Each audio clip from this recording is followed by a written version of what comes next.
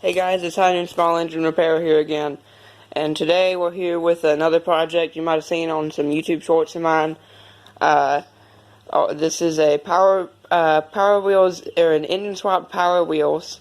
It's got a 79cc 3 horsepower Predator engine on it. It's brand new, and it hasn't even been, like, the break-in procedure hasn't even been done on it yet. This is the motor that used to be on it, this little dinky electric motor. I used to ride on it when I was a kid, and I didn't give it up. I got a 3 horsepower motor to put on it, and we've been working on it for a while here. It has a centrifugal clutch, 35 chain, all the way over to this really big 65 tooth rear axle sprocket. And then we have this skateboard wheel idler pulley tensioner, which has this big old spring on it, and that tightens the chain for us while the suspension goes up and down.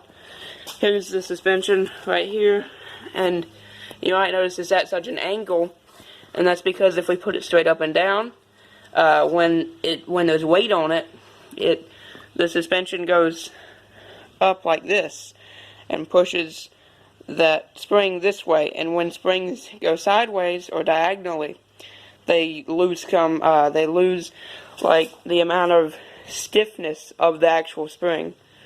So like as more weight got on it and it pivoted to the side, it would just collapse.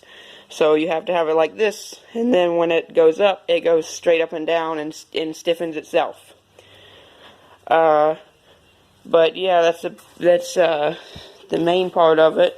We've got brakes here, and these are just bike cables and a brake cable that was on it before. It's got smaller disc brakes on the rear, and then throttle up here, which is also another bike, just a brake handle and stuff.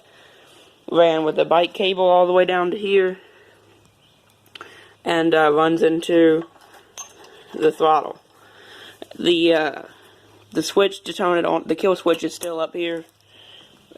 We might transfer it to this switch here, which was just for the old Power Wheels motor and stuff, but it will run down the road pretty fast. We are gonna see the top speed here in a minute. But yep, the frame has been redone as far as the top goes. All the gray, light gray, is original, and then it's really thin wall, but it's original. And this back here, there's 2 spring brackets from testing that we welded on back there. There's an idler pulley attached to this bar that goes up onto this main piece of tubing that runs across the entire length of it, and there's 2 little hoops, little Z hoops on the side, and the spring mount, and some extra support for it.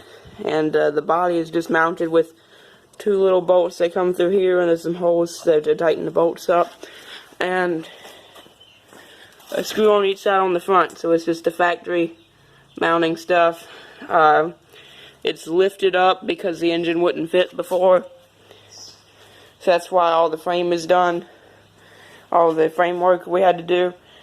And if you can see down in there, that little spot down there, it looks kind of rough around the edges, but that's where we welded this pipe on to go up here.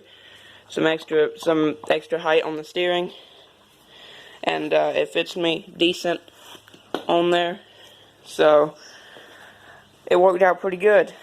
This engine's still serviceable, and with a fuel pump that we have, we can pump gas out of a 5-gallon jug into the gas tank up here, and that's about it, I think. You can see right here, it's got some service for us, but this is pretty thin wall tubing, but it holds up decent to what we're doing with it. The steering has been welded a little bit, so we can take some of the slop out of it.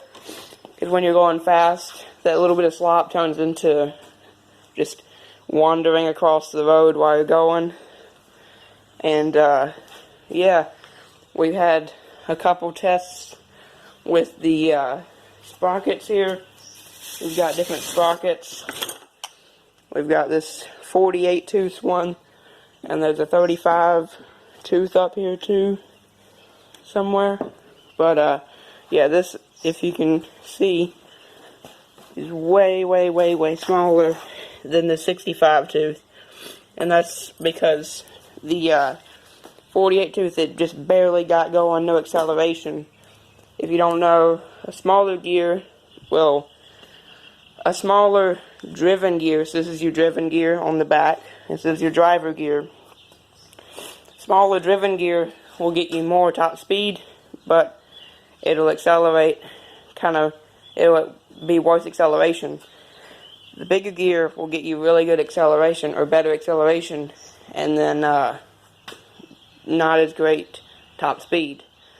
But it could still have a bigger one, but obviously it would affect our ground clearance and stuff for going off-road as much as this little thing can.